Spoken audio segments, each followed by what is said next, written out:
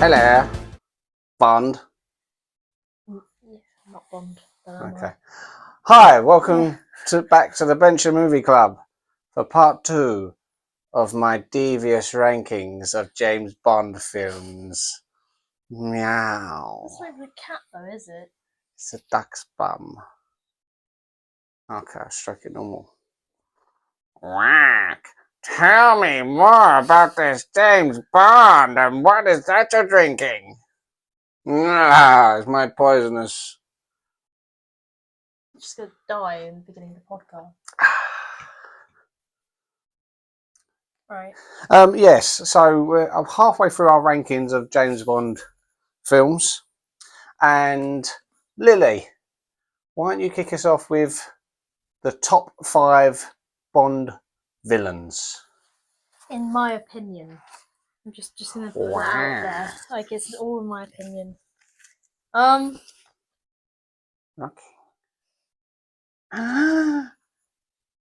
You're gonna be angry. Number 5 is Silver. Oh, okay. And I'm quite surprised at myself for this as well. So why are you surprised? Well, because I look back through my rankings and he actually got a really high ranking off of me. Why do you think he ranks so high? I mean, he's a good villain. That's what I think it is, though. I think he is a good villain for the film, as much as I didn't really like the film. Yeah. I think he's a good villain. I also think that it could have been an even better villain, but I'll get to that one. But no, I can see that. He's an interesting enough villain. Number 4 is Blofeld. 4? Obviously I should the be number original 1. not obviously the original Blofeld, not the. Well, there's been loads of actors played it. No, I know. I'm talking Charles about Gray, any of them that Christopher are bald. Waltz. The bald Blofelds are the best. There's only 2 bald ones: Donald Pleasance and Telly Savalas. But Charles Gray was a good Blofeld. I don't like the most recent iteration of Blofeld. I don't mind him. I think Christopher Waltz is a great actor. He's of course in Django Unchained. Yeah. And Inglourious. I swear. That's what it's called. It doesn't mean you can say it. Right. And he's number 4. Yes. So who's number 3? Number 3 is Oddjob.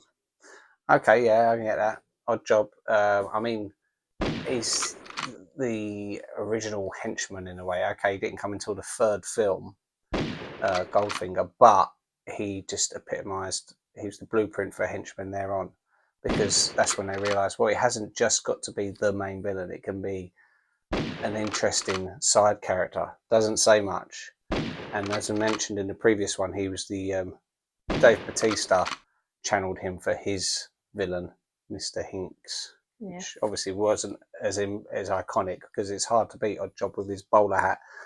So yeah, it's iconic. So number 2 is Jaws. I love Jaws. I think he's a great villain. Yeah, Richard Kiel.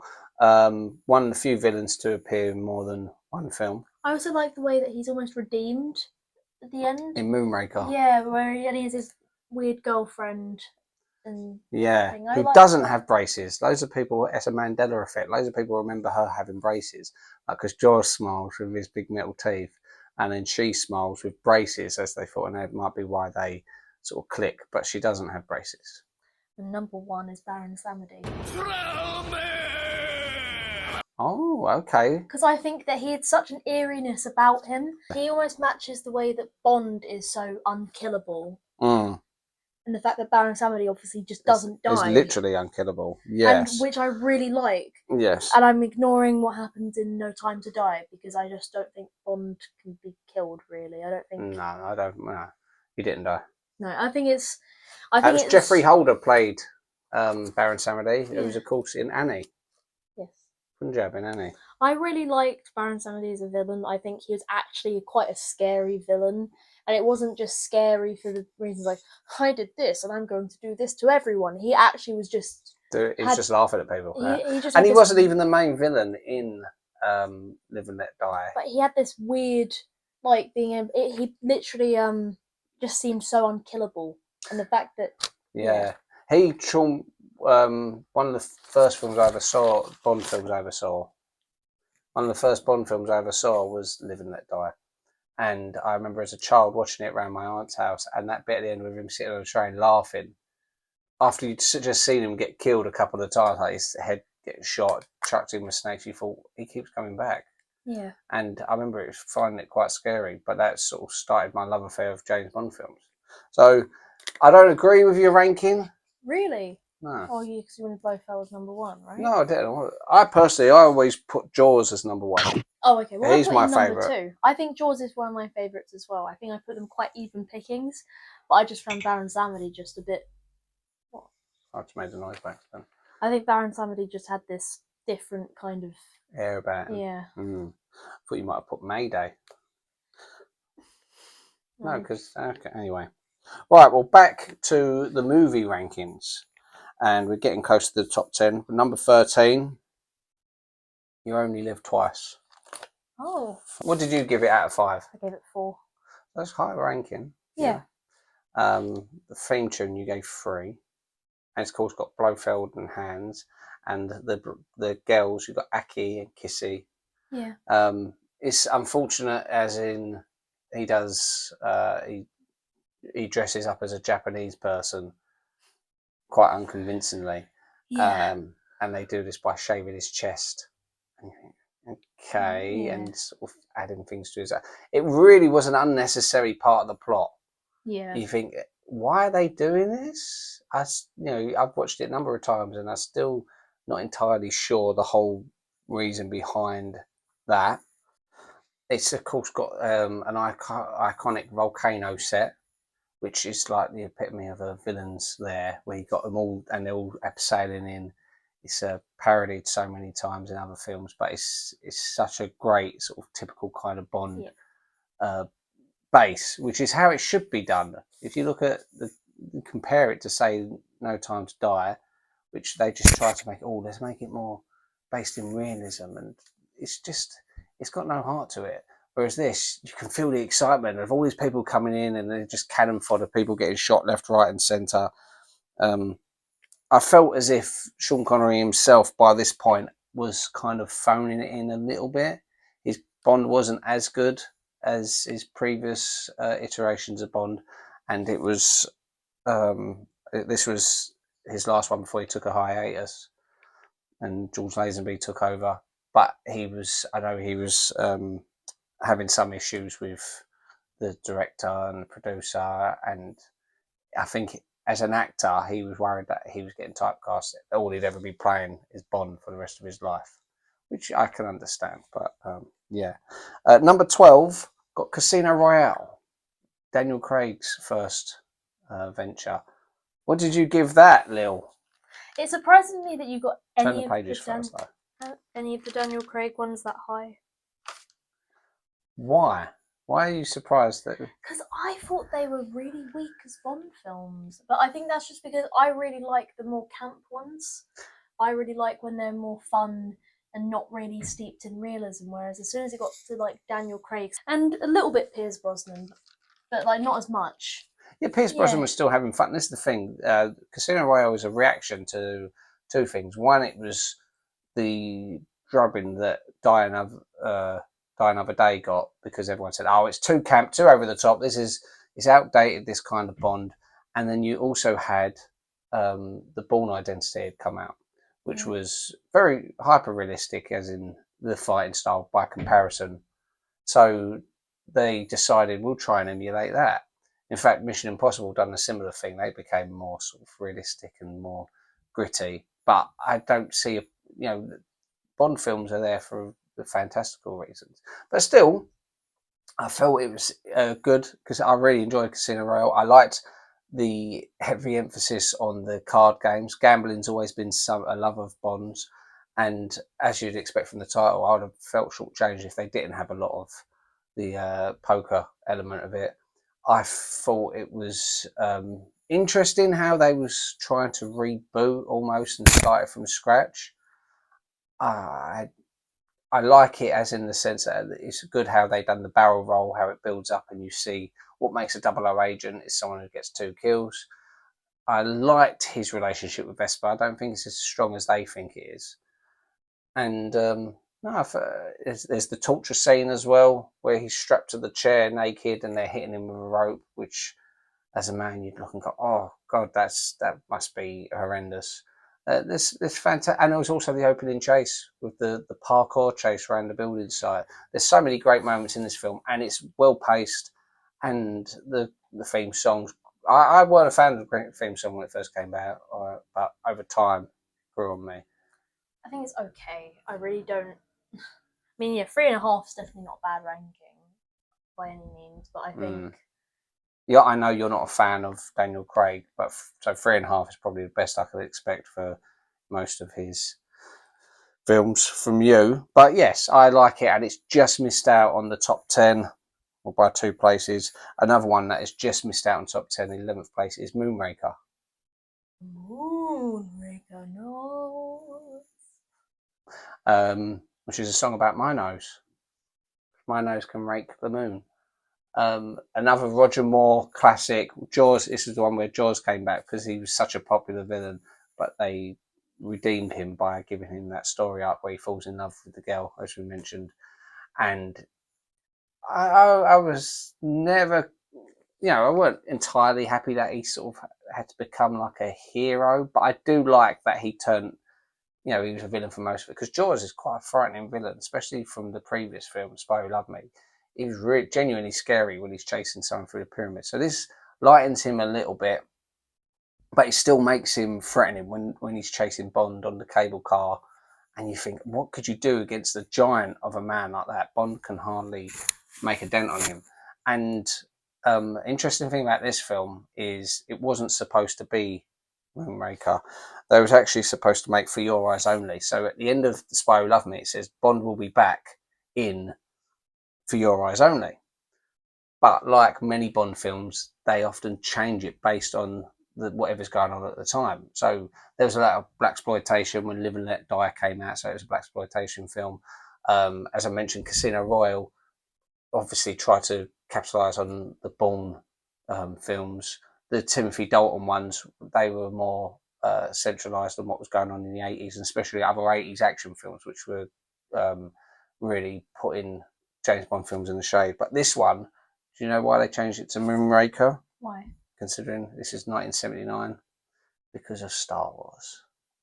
So they thought, well, let's not do For Your Eyes Only. Let's do one where he's in space. Capitalise that. Everyone's obsessed with space now because Star Wars was such a huge film. So they just try to capitalise on that. I don't mind because, it goes really ridiculous. Bond going into outer space, lasers everywhere. You got the Moonraker lasers. Yeah. I think it's as I said, I enjoy it immensely. That's why it's at number 11. Number 10 is Tomorrow Never Dies, which is Pierce Brosnan, Michelle Yeoh.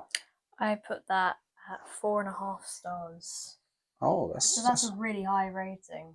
Yeah, well, I don't blame you. And it's also got, what's his name, the villain?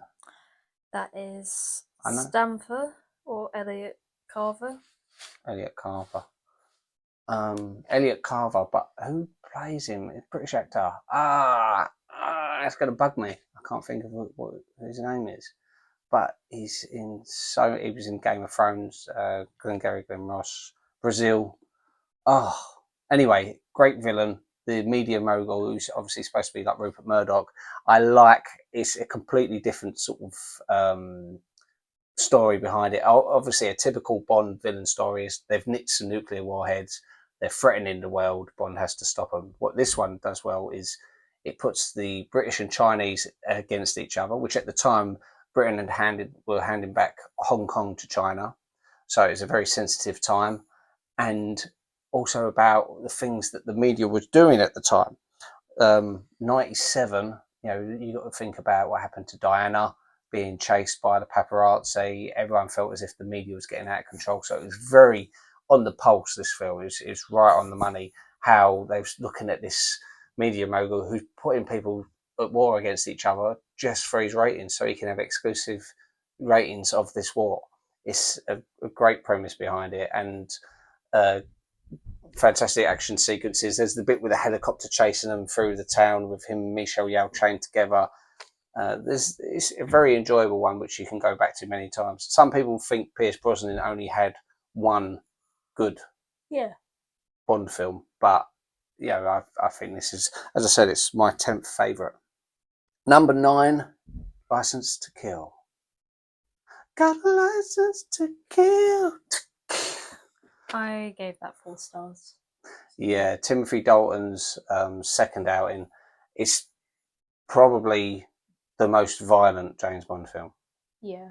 Heavy on the violence. Again, that's a reflection of 80s action films. At the time, you had Rambo and Commando just killing people left, right, and centre, obliterating people. And Timothy Dalton showed himself as a very no-nonsense Bond. I really did like him. I think some people shortchanged him. They in the press they even called him James Bland at one point. I think it's just compared to the previous one, who was Roger Moore, who was over the top and camp. Now they've gone very serious, very much like how Daniel Craig was. But I actually felt Timothy Dalton done it better than Daniel Craig, because he was more believable that he would kick your ass and kill you. For me, anyway. I mean, he looked the part, and they actually approached Timothy Dalton way back at on Her Majesty's Secret Service. Yeah. When he was 24 years old, and he said, "No, I'm too young to play James Bond." And for this one, he only stepped in because of what I mentioned about Pierce Brosnan having to redo or do the next series of Remington Steele, so Pierce Brosnan couldn't do it. But I think it's great. It's got Benicio del Toro plays one of the villains in it. Yeah. You got Robert Davi from the Goonies as the main villain, and yeah, it's got a little bit of the ridiculous in it, like a truck doing a wheelie, and it's also a bit dated in the sense that Bond is helping a Afghan terrorist group to fight. I think it's fighting against the Russians or something. So at the time, they weren't seen as the enemy. So obviously now you look at it, you think, well, obviously if they'd done it now, Bond would be on the other side. But it's still a great film. It's a great Bond film, and I think even though Timothy Dalton only done 2, they're both great films. Number 8, which is a film which loads of people have at number 1, Goldfinger. Yeah. He's the man. What did you give that? 3.5. See, loads of people put that as their favourite James Bond film. I mean, I had it at 4 originally, but I obviously afterwards decided against it and took off half a star. So yeah, but it had Pussy Galore in it, who you ranked high as a Bond girl. I ranked the villains high in that one as well. So maybe I'll go back to my 4-star rating. I think maybe it was just at the time I didn't like it as much, but I definitely like it more than other films I've watched in the Bond franchise since. Yeah, and that is probably the one with the most iconic moments of a James Bond film. You got his Aston Martin, you got Oddjob, the new villain, you got Pussy Galore. I mean, the most ridiculous Bond girl name going. You got the part with Goldfinger's tied him to the table, and you got the lasers. Yeah. And he says, "You expect me to talk? I expect you to die, you prick." And it's, obviously it's quite high on my list. It's, I think, let me have a little look here. It's my second favourite Sean Connery Bond film. So there is one I put above it, but we'll get to that in a little bit. Number 7, I've got Skyfall. Really? Yeah, well, I hadn't mentioned it yet. Why are you so surprised? I really like Skyfall, and I know many people would put Casino Royale as Daniel Craig's best Bond. For Skyfall, for me, I think it, especially after the disappointment of Quantum of Solace, they had Sam Mendes direct it, and it sort of went more back to the fun elements of James Bond films. Kind of. Reintroduced Q. You had some great sequences. I love the bit where he jumps on the elevator and he's hanging on because he's got a dodgy shoulder. What did you rank it at? It was the best rated out of the Daniel Craig films for me. I gave it 3 3/4. So that is very generous for you for Daniel Craig. So technically a 4. We can say a 4 if you'd rather. No, you keep your rating. Well, yeah, 3 3/4. And it wasn't because I like. And you stuck Silver in it, who was, I mean, Silver you've put as one of your favourite villains. Now, this is what I was going to say about Silver. I liked him. I thought he was a good villain, but because of his story, which is he was basically what Bond was to M. They had that close relationship. I think they missed a trick there. I would have cast Pierce Brosnan as Silver, because when he's introduced, where he comes down to the lift and he has that slow walk towards Bond, if they'd done that, kept his name off the opening credits and tried to keep it so people didn't know he was in the film, and all of a sudden Pierce Brosnan walks out of the elevator and you think, that looks like Pierce Brosnan. It sounds like him. He gets closer and closer. You'd think, oh my God. So it confirms, which loads of people like to believe, that James Bond isn't just his name. It goes hand in hand with the 007 thing.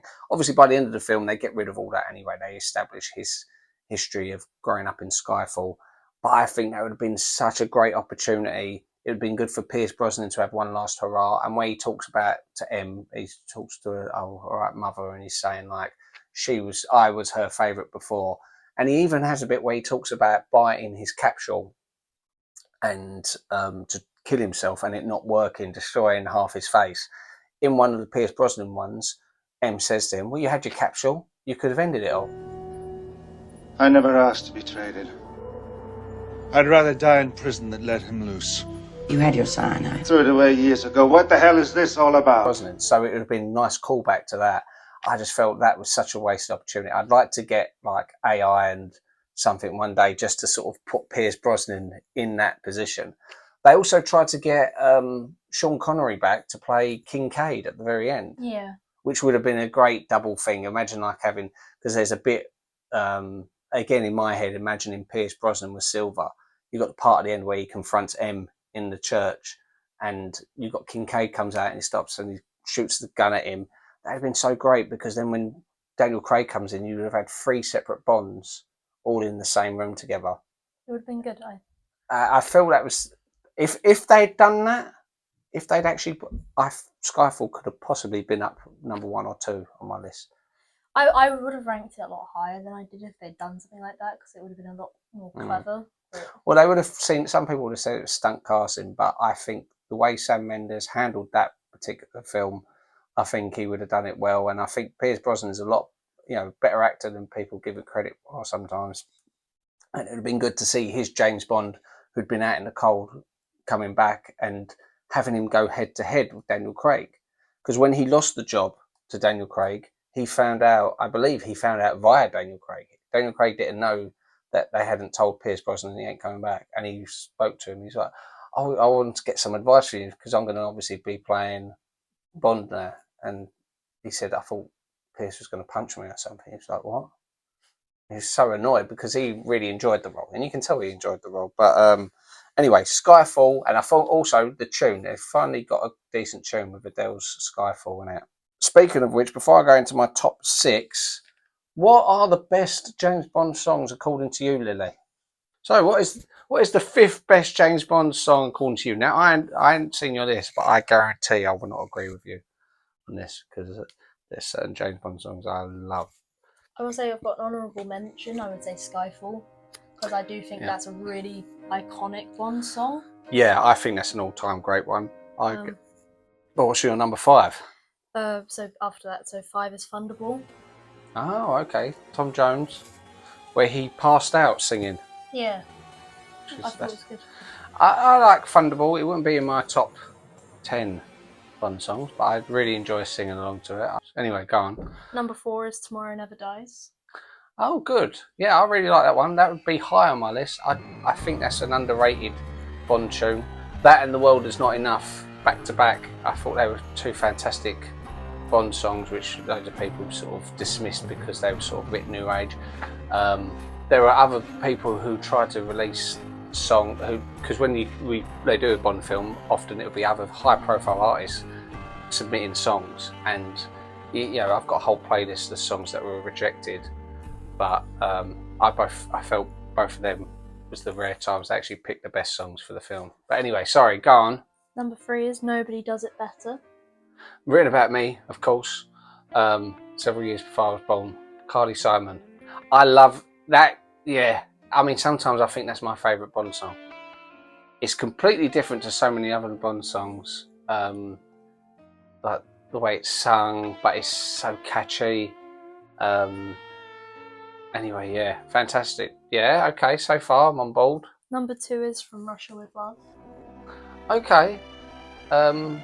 Matt Monro. That was really that's the first proper Bond tune, because Doctor No, which was the film before that, only had "Underneath the Mango Tree, my money." But I know you like your old crooners, so that's. Yeah. And again, it's one I love singing along to. I don't think it's in my top 10, but I do love that song. And number 1 is "We Have All the Time in the World," which is no. It's why I was so infuriated when they put it at the end of No Time to Die, because it's my favourite Bond song, because I love Louis Armstrong, and I think it worked so well with that film, and it was so emotionally impactful. Yeah, I agree. And I like, in a way, I kind of like that they put it at the end, but it just didn't feel earned. The film wasn't good enough to justify having that song at the end. It's one of those songs they used it in obviously on Her Majesty's Secret Service. They should have stuck it at the end credits of on Her Majesty's Secret Service, but we'll get to that in a little bit. But no, I don't think that's a bad call. I think other notable ones, "Live and Let Die." yeah, for me, that song has been overused since, and it's why I didn't rate it so highly, because I think that there were better songs. Yeah, fair enough. I do like a lot. I like GoldenEye. GoldenEye's good. I can agree. But And there's some songs that I think, say "Living Daylights," for example, which the main theme is okay, which was Aha singing "The Living Daylights," but the song they used at the end, or there's a couple of other songs they used. It was the Pretenders, and "If There Was a Man I Could Live On." I just think it's such a beautiful song, and it's a shame that it was sort of bookended at the end. yeah. I actually thought you was going to stick on that Sam Smith one, "The Writings on the Wall," which I know you like. You know what? I don't mind it. I don't like it enough. I think I don't like. You said I like the song. I like it in a way. I think it's an iconic song, because that's another one I've heard so much, but I wouldn't rate it because I don't feel like it. I think it set the film up for being a little bit better than it was. Okay, that makes sense. But there was also, as I mentioned, Radiohead had submitted not one but 2 songs for that film. Yeah. And their song "Spectre," I think, is so much better, and yet, you know. If that had been the song, I guarantee you that would have been in my top 5. Yeah. But it wasn't, and it was disappointing. But speaking of one of your favourite songs, at number 6 is my favourite Sean Connery Bond film, and that's "From Russia with Love," which is his second outing. It's not as over the top as some of the Bond films were going to come, which I love them being over the top, but it was a little bit more. It was more to it than, say, Doctor No. It's got fantastic tension in it, where it's built up, where you've got Robert Shaw's Red Grant. So Robert Shaw, who of course was in Jaws, Quint in Jaws, but he was a lot more muscular back then, and he looked like a formidable adversary for Sean Connery's Bond. So when he gets on the train, and they've got all this like to and fro, and he's pretending to be like a British spy or something, it's like a comrade of Bond's. We know as the viewer that he's not, and we're just waiting. When will he play it? Will show his hand, and eventually it culminates in them having a fight in the train carriage, which has been done now multiple times in films. "Live and Let Die," it was done. Spectre with Dave Bautista, they done it, but it's so many times Bond ends up fighting on the train. And I think you've got a lot of this film to thank for it. I just think it's a very classy film. It's probably the most, I love the style of it. I love how it's played out, and it's really building on the formula that they got from Doctor No, and pushing the spy genre a little bit further. So what did you give it? I gave it 3 stars. Get Out. No, I didn't think it was a bad film. I think, again, in hindsight, I would probably give it a higher rating. But I think Where's Hindsight? Is that a German town? In hindsight, I would have given it a higher rating. I think that it was definitely a good film. I liked it mostly. I think it was, but I feel like at the time it was pretty average for me. And you gave Tatina 3.5 stars, so you didn't mind the Bond girl.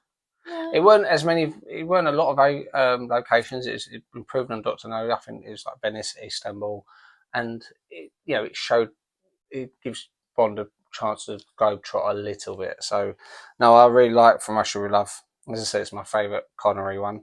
Number 5 is my favourite Timothy Dalton. That's The Living Daylights, which you gave 4 stars. Yeah.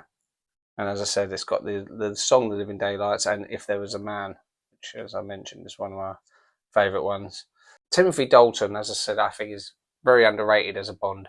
It's a shame he never got to do his third Bond film, which would have been Property of a Lady, which was in development for a little while, and then it just sort of petered out and stopped, and they got a new Bond instead because they wanted to distance themselves from his films.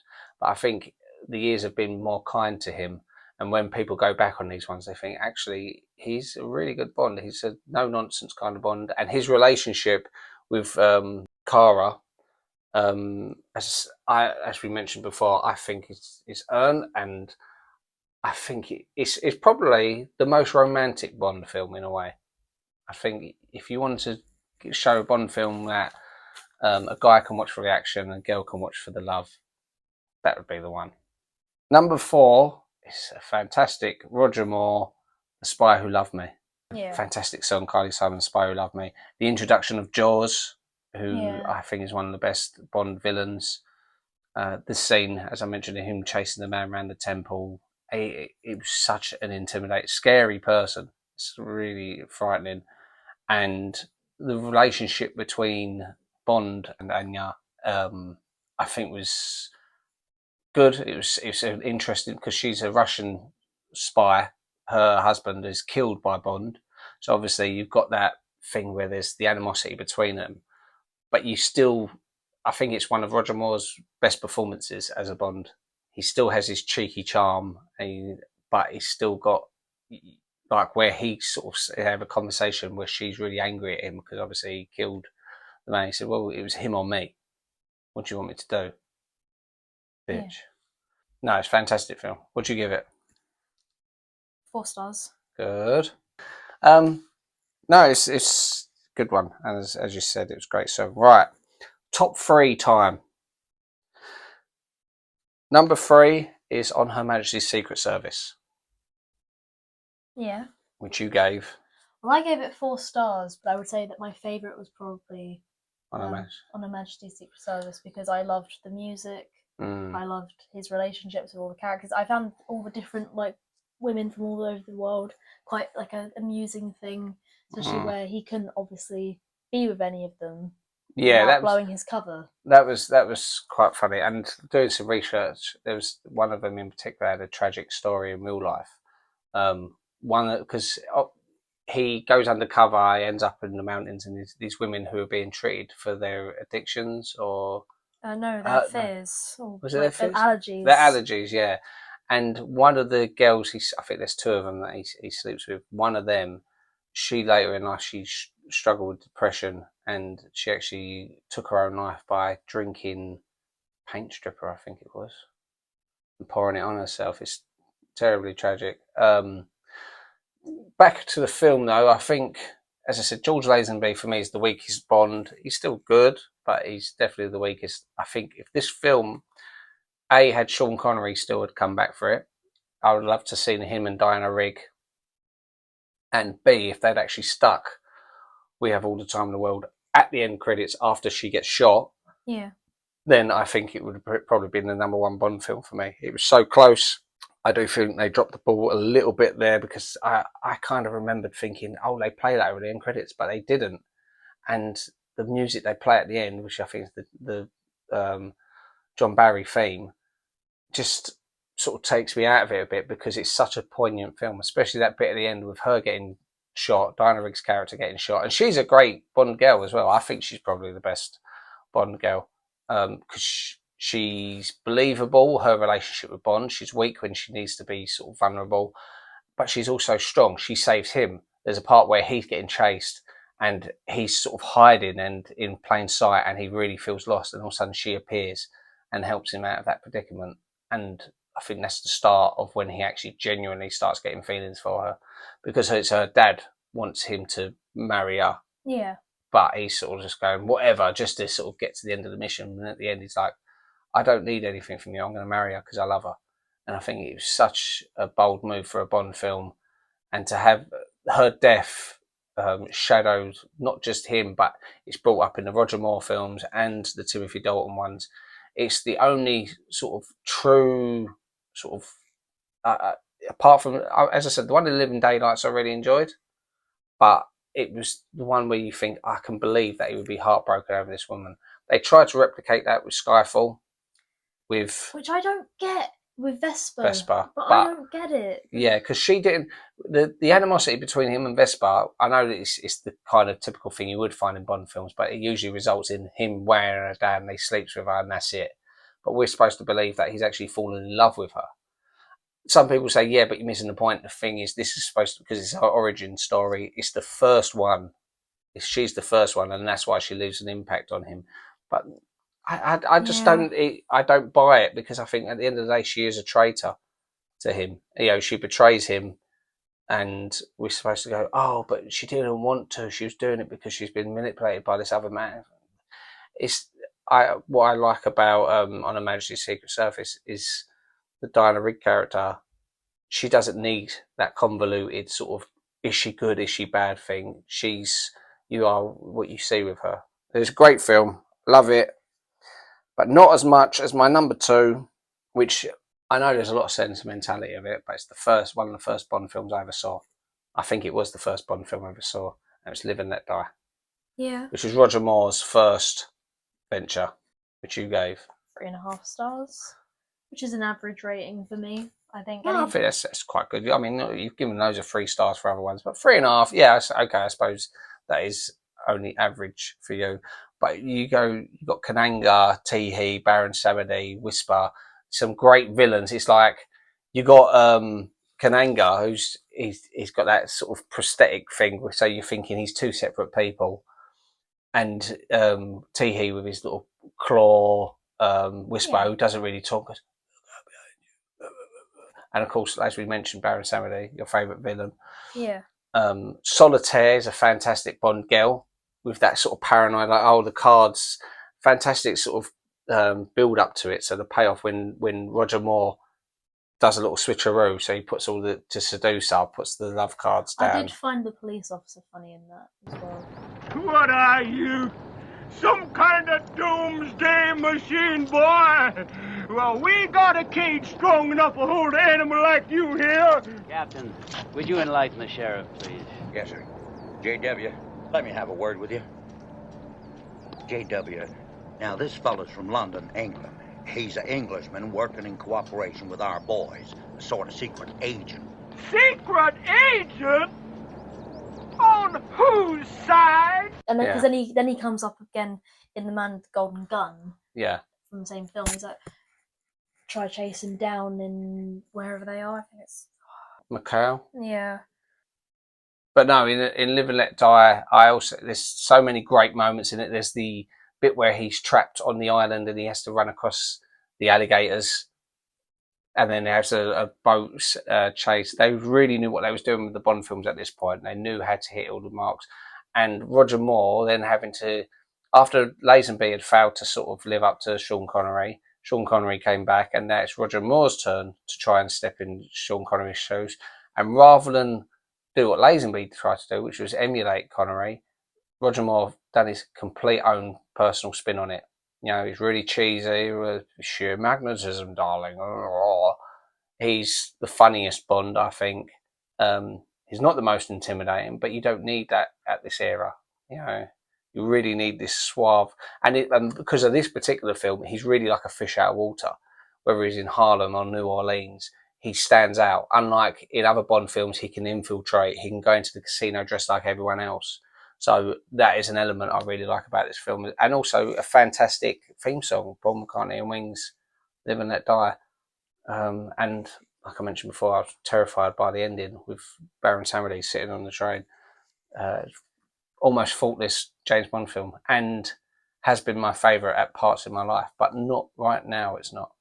What's your number 1 then? My number 1, and if you've been paying attention, you'll have seen this coming anyway, because it's the only one I ain't mentioned, is GoldenEye. Okay. So thanks for watching. GoldenEye. I absolutely love GoldenEye. It's Pierce Brosnan's first effort. I love the villain. Sean Bean, I've always been a big fan of anyway, but in this I think he's a great counterpart to 007. His 006 character, Alec Trevelyan, I think is such an interesting character, because even though with Silver we see the sort of what happens if Bond gets pushed too far, I guess, but I think the Alec Trevelyan one was more believable. I think the way he was kind of turned, and the difference between him and Bond is so sliver thin. It's quite believable, and I just liked their interaction at the beginning. I'd love to see, I remember at the time thinking, I'd love to see a spin-off with them working together prior to this, with them being acted as mates, or even better still, a series of films about Alec Trevelyan, where it's be like James Bond films, except for he always does the wrong thing, he always betrays, so he could be like a devious anti-hero. You've also got Famke Janssen in it, who plays Xena on the top, kills men by crushing them with her legs. Worst Ways to Die, I guess. That's another Bond film, isn't it? Worst Ways to Die. Sounds like a Bond title. The beats in GoldenEye is fantastic. You got Alan Cumming as the computer nerd. Fantastic tank chase, because obviously by this point you think so many, someone making a Bond film, you have to think, well, what can we do which is typical Bond but not been done before? And I think that tank chase through Russia is I don't know if it's Stalingrad or Moscow or wherever, but it's St. Petersburg. You got it written there, well done. The Bond girl's fine, Natalia Simonov. And I admit there was also what helped cement it was the excellent N64 game, GoldenEye, which was one of the best multiplayer games ever. It was such a fantastic, and it's also great for the missions and stuff. It was made by Rare, and they was given behind the scenes so they could see the set. And then when the film came out, the game came out a couple of years after the film, because they took so long trying to emulate the set. So now when I watch the film, I think back to the game as well. I think, if he does a left here, it goes into this room and right into that room. Yeah. But we're not talking about the game. We're talking about the film. And again, I think Pierce Brosnan made such a good calling card for him. He really cemented himself as often like Bonds do. Like, as I said, with Roger Moore, with Live and Let Die, Timothy Dalton with Living Daylights, Daniel Craig with Casino Royale. Often their first one is arguably their best. Yeah. George Lazenby, his first and only. I gave it 3 stars, which I don't think it's because I disliked it. I think I just kind of found myself a little bit like, yeah. It wasn't like I like Alan Cummings. I think he's a good actor, so it was cool seeing him in that. Especially because I know a bunch of his theatre stuff that he's done, which I thought was good. But no, I kind of found it a bit average as a whole. But I'm obviously got different opinions. Yes, I mean this is the great thing about James Bond is there's so many films and differing degrees of quality. There are some James Bond films which could be universally loved, or a James Bond who's seemingly universally loved, i.e. Daniel Craig, and yet you'll find some people who can't stand him. See, this is the funny thing. Daniel Craig universally loved as Bond? I'd say he's a very popular Bond. If you look up best Bond actors, often he'll be put at like number 2 behind Connery. But I can't see that at all. I think that he's not. He doesn't feel like Bond to me. I get that. He got the job off of the back of Layer Cake, and when you're watching Layer Cake, I can see what Barbara Broccoli saw, but at the same time, like where the Bonds they're considering now, like someone said Tom Holland. I can't see Tom Holland as Bond. He's too small and he's too sort of boyish looking. Bond should be, for me anyway, tall, dark, handsome, like black hair, 6 foot plus, someone who you could see walk into Monte Carlo casino and he turns heads for the right reasons, not because they think, what's that freaky looking bloke doing here with a craggy face, potato head? They look and think, oh, he seems to know his way around, doesn't he? Yeah, some Bond. Yeah. Who would you like to see as I Bond? think Aaron Taylor Johnson would be a really good choice for Bond. I think he would have been, but like years ago, there was about 10 years ago when they was first thinking of Daniel Craig kept threatening to stop doing the Bond films. I think if he'd stopped after Skyfall, he would have had a great tenure because he would have only had that middle film, which would have been a dud. But they talked about Idris Elba, for example, who would have been the first black Bond. Now, I don't like the idea of someone putting in a black Bond for the sake of it as a gimmick, but he actually, I think, would have suited the role because he's quite big and tough, and he can also be quite slick and suave. And I think in certain situations, they could have done a good series of films with Idris Elba. Unfortunately, now he's too old for it, and I can't think of another black actor who would warrant getting that part. I don't want to see them give it to a black actor for the sake of it. Likewise, I don't want them to see them give it to a woman for the sake of it, because Bond's not a female character. He's a chauvinistic pig who's supposed to be like a dinosaur and outdated. This is another issue I have with the Daniel Craig ones, for example. I don't want to stag them off because, as I said, there's two of them I really like. But I don't like when they have these little jabs at previous Bond films. Yeah. Like when Q gives him the gun and he goes, "Is this it?" Just like and he goes, "Yes, we don't. What do you expect? Exploding pens?" And you think, all right, don't piss on your past. I love the exploding pens. I love all the old gadgets. Yeah. What was great about Bond is when Q goes, "Right, pay attention, Bond," and he shows him all his gadgets, which he ends up having to use in the film. A pen. This is a Class 4 grenade. 3 clicks, arms the 4-second fuse. Another 3 disarms it. How long did you say the fuse was? Oh, grow up, 007. They all said the pen was mightier than the sword. Thanks to me, they were right. A gun and a radio. Not exactly Christmas, is it? Were you expecting an exploding pen? We don't really go in for that anymore. Shut the fuck up. Right in, Shut like, the fuck up. Talking nonsense. It's so pretentious. Yeah. Something very pretentious about it. The thing I liked about the earlier Bond films that the more recent ones didn't capture was the fact that every gadget Q would give Bond would be brought up again later in the film. Like, they had to be used. It was like, and that's what makes it more unrealistic. Yeah, and they were over-the-top gadgets. They were fun, like, things you think, why would he use that? And in what situation? And he ends up having to use it. And you think, when does he go back and say, "You know what, Q? You were right on the money with that one. Thank you so much." He goes, "Bring it back in one piece, Bond." And it never is. No, Desmond Llewellyn was a fantastic Q. I actually do like Ben Whishaw as Q, and I hope they keep him for future ones. I don't know if they will, because they're so worried about continuity now. They'll probably try and reboot Bond again. But they missed the point. Bond doesn't need to be... He sort of defies continuity. He's a character that can be in any era, and he's still obnoxious, womanizing, alcoholic jerk who gets the job done. And when they start trying to take those elements away from him, he's not the same character. Build a different character if you want to do that. Yeah. The next episode of Venture Movie Club, I'd like to talk about One Flew Over the Cuckoo's Nest. Well, that's a good film. I like that film. But what's the book like, Lily? Guess you'll have to find out in the next episode. Have you read it? I guess you'll have to find out in the next... No. All right, we'll read the book and we'll watch the film and we'll talk about One Flew Over the Cuckoo's Nest. But thanks a lot for watching. Please like, subscribe and share. Thank you very much. Goodbye.